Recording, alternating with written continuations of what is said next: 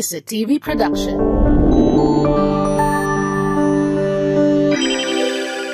Your only island TV channel.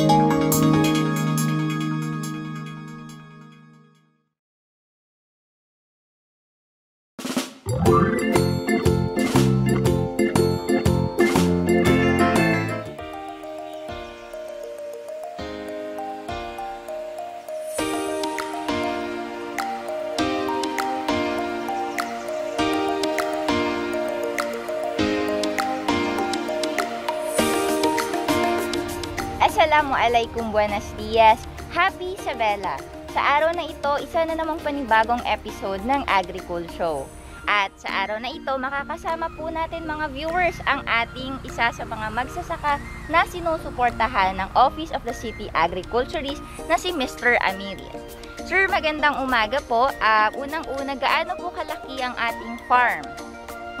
Yung estimated farm namin, ma'am, nasa 1 hectare siguro. Nasa 1 hectare. Tapos may iba't iba siyang uri ng gulay. Ayun. So, Sir Amiriel, gaano na po kayo katagal na naging magsasaka dito sa ating farm? Siguro, ma'am, nasa 5 taon na siguro. Pero dati kasi ibang lugar kami. Ngayon dito kami sa itong lugar na ito mismo. So, ilan pong mga magsasaka ang mga nakakasama nyo araw-araw? Dito sa lugar na ito, ma'am, bali 4 na grupo kami, bali 5 tao kami. 4 na grupo, 5 tao. Ayun. So, ayan mga ka-agri, hindi lamang dito magtatapos ang ating chikahan with Sir Amiriel. Dahil sa araw na ito, sasamahan tayo sa Happy Tour! Tara mga ka-agri!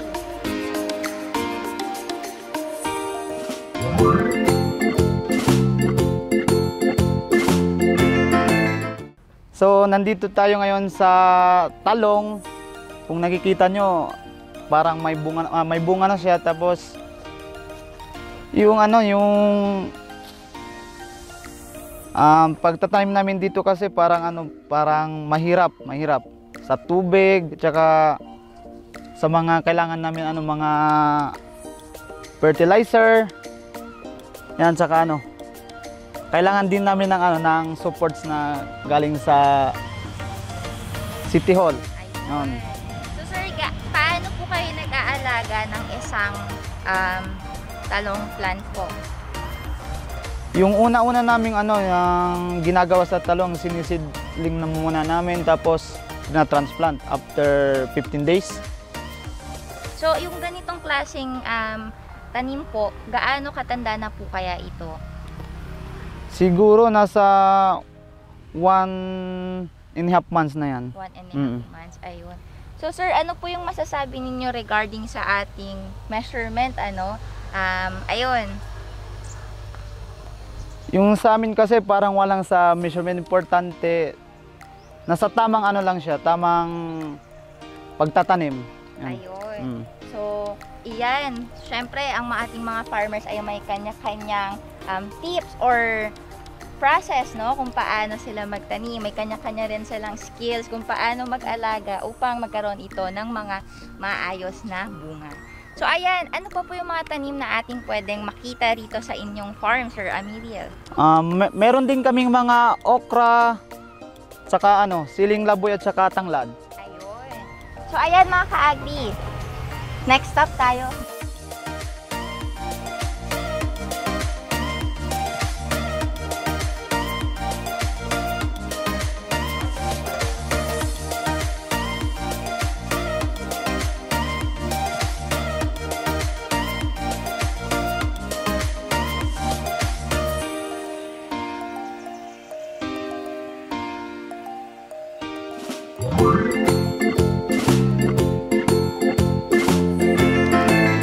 Next stop mga ka-agri, narito tayo ngayon sa kanilang taniman ng mga okra.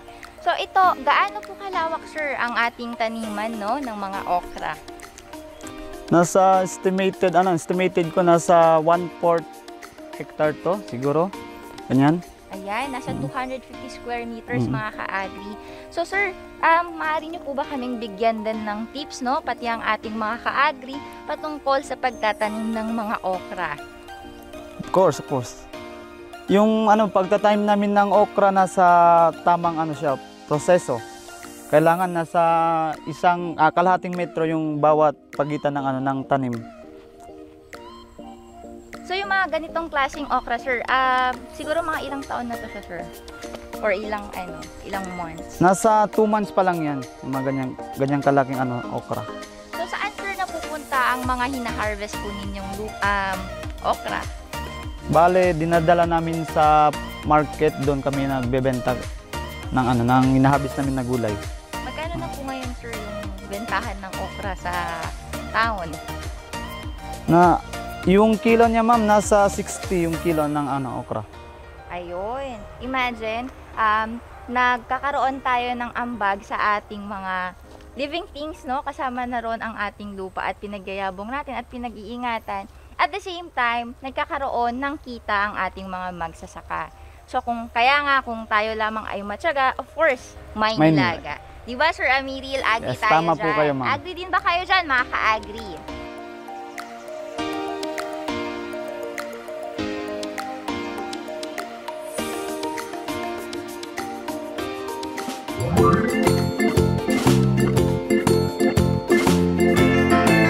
So, Sir Amiril, napansin ko po na ang mga tanim ninyong okra ay may mga bulaklak na.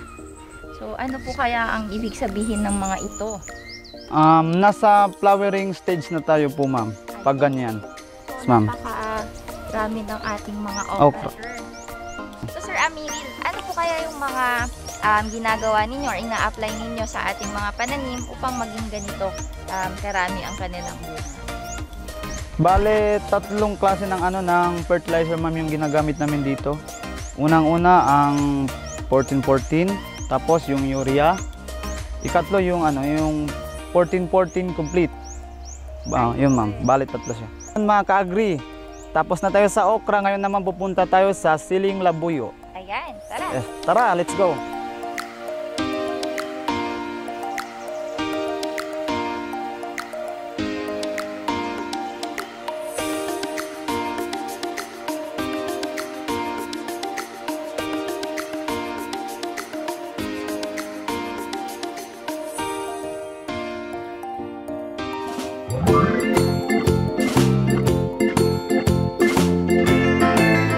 Last stop, mga ka-agri. Nandito tayo ngayon sa taniman namin ng siling labuyo. Ayan. So, Yes, mga ilang puno po kaya ang meron dito, sir? Nasa 1,300 puno siya, ma'am. Ayun. So, gaano po, sir, katagal bago tayo makapag-harvest ng mga siling labuyo? Nasa 2 buwan at saka, nasa 2 kalahating buwan. Ayan, Sir Amiril, ilang kilo po kaya ang pwede nating ma-harvest, no? Pagkatapos ng 2.5 months. Marami-rami rin po yung 1,300 na puno, no? So, ilang kilo Yes, po ma'am, kaya? Yung unang harvest namin, ma'am, nasa 12 kilo yung first harvest namin. Wow! Mukhang marami-rami rin, no? Ma'am, Maaari po ba natin makita ang ating harvest for today? Yes, ma'am, sure. Ayun. Tara, mga ka-agri.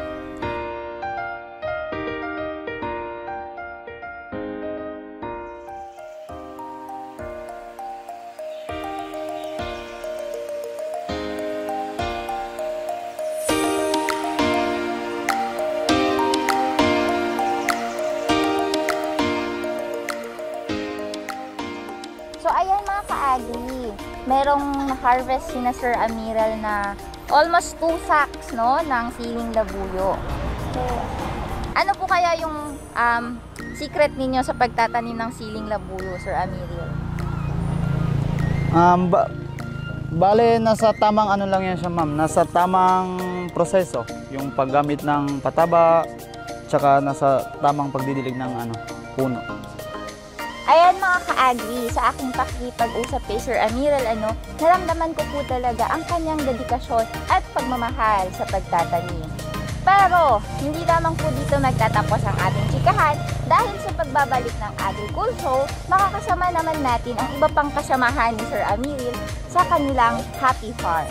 Kaya naman, sit back and relax at tutukan lamang dito sa Agri-Cool Show.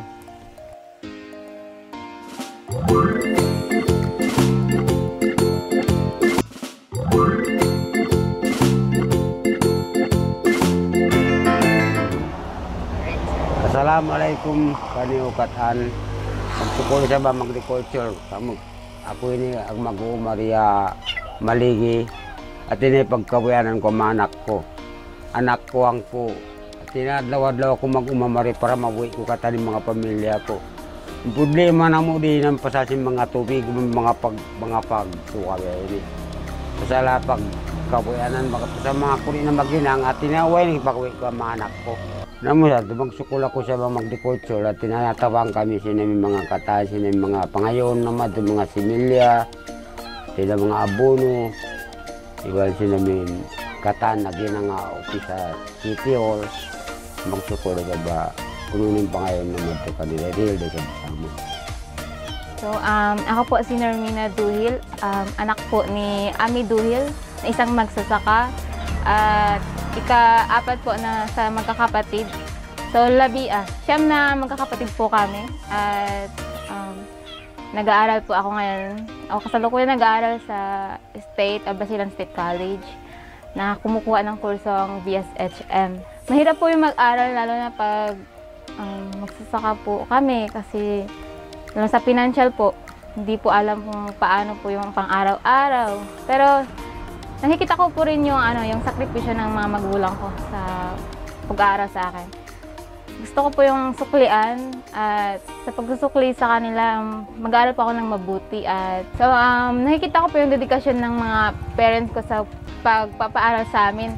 Lalo na po, lahat kami nag-aaral talaga. Sa 7 po kami, nag-aaral po talaga kami. Kaya susubukan ko po talaga makapagtapos at masakripisyon po yung mga paghihirap nila. Minsan po tumutulong ako sa tatay ko sa pagsasaka pagka may oras, kung hindi busy po sa school, tumulong po ako dito. Lalo na po ngayon, hindi po ako busy kaya tumulong po ako sa harvest po ng namin tanim.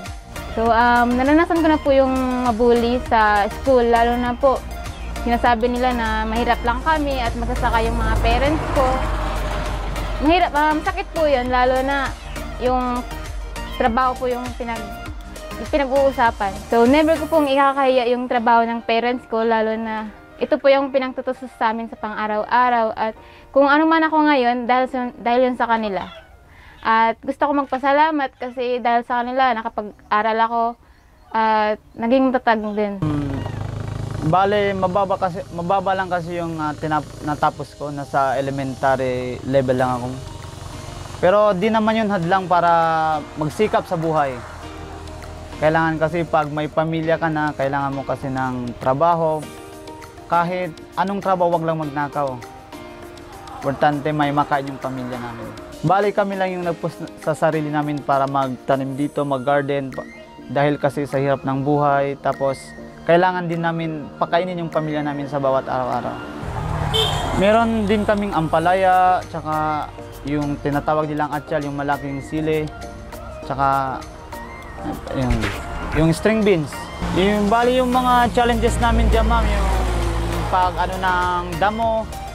Pero may mga magandang loob na bibigay din sa amin ng mga pampapatay ng damo, yung mga roundup, tsaka sprayer.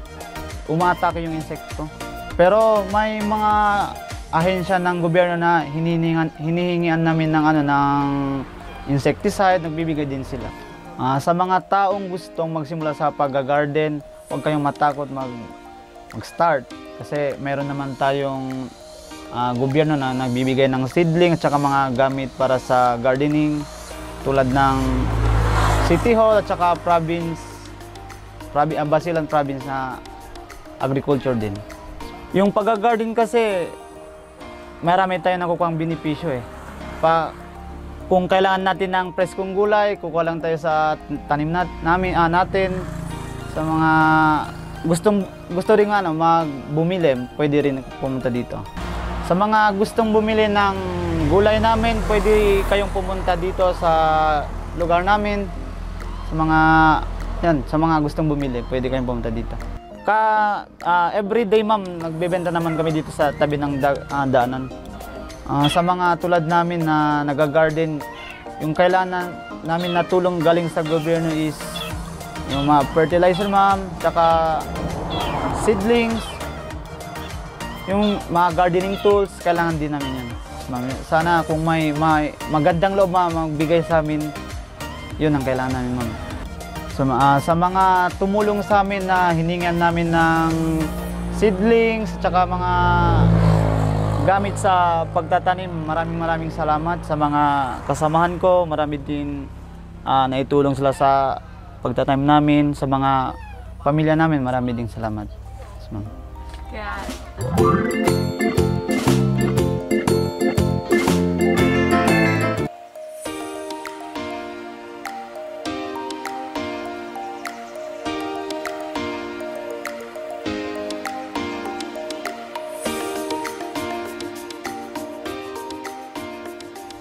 Kaya naman, ito po ang inyong Agri-Cool Show at Mula dito sa Maligi, Happy Isabela!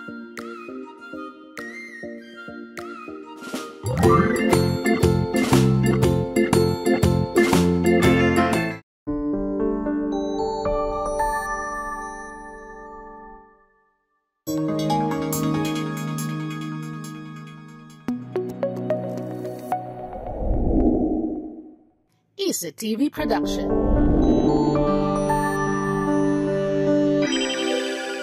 Your only island TV channel.